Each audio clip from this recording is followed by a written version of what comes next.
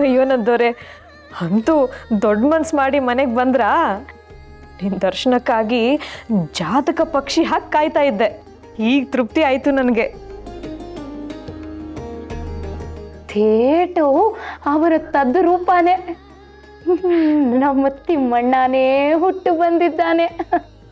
ಹೌದು ಸೀತಕ್ಕ, ಅದೇ ನಗು, ಅದೇ ಮುಖ. ಅವನು ನೋಡ್ದಂಗೆ ಆಯ್ತು.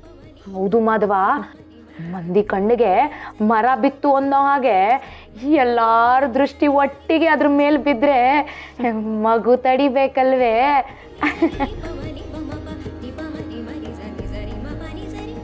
ನೀವು ಹೇಳೋದು ಕೆಟ್ಟ ದೃಷ್ಟಿ ಅಜ್ಜಿ. ಆದರೆ ಈ ಮನೆ ಹಿರಿಯರು ನೀವು.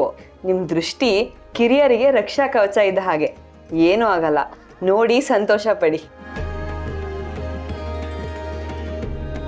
ಅಂತೂ ನಿನ್ನ ಕನಸನ್ನ ನನಸು ಮಾಡ್ಕೊಂಡೆ ಗೋಪಿ. ಹೀಗೆ ನಮ್ಮ ಸರಸ್ವತಿಗೂ ಒಂದು ಮಗು ಆಗ್ಬಿಟ್ರೆ ಈ ಮನೆ ಪರಿಪೂರ್ಣ ಆಗ್ಬಿಡುತ್ತೆ.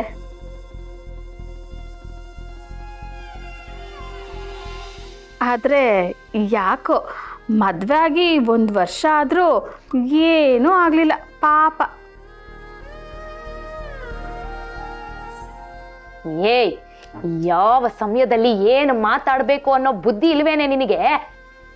ಸಂತೋಷವಾದ ಸಮಯಕ್ಕೆ ಏನಾದ್ರೂ ಉಪ್ಪು ಖಾರ ಹಾಕೋದಕ್ಕೆ ಕಾಯ್ತಿರ್ತೀಯ ಅಲ್ವಾ ನೀನು?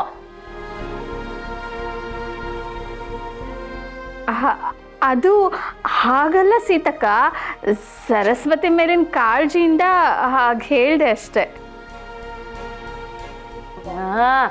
ನಿನ್ನ ಕಾಳಜಿ ನನಗೆ ಗೊತ್ತು. ಹೋಗು, ಹೋಗಿ ನಿನ್ನ ಕೆಲಸ ನೋಡ್ಕೊ. ಹೋಗೆ ಹೋಗೆ.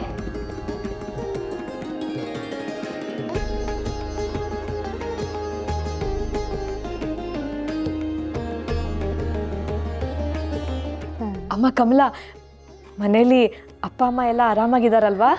ಎಲ್ಲರೂ ಚೆನ್ನಾಗಿದ್ದಾರೆ ಅತ್ತೆ. ನಿಮ್ಮನ್ನ ಯಾವಾಗಲೂ ನೆನೆಸ್ಕೊತಾ ಇರ್ತಾರೆ. ಹೌದೇನೋ? ನಿಮ್ಮ ಅಜ್ಜಿ ತಾತ ನನ್ನನ್ನೇ ನೆನೆಸ್ಕೋತಿದ್ರಾ?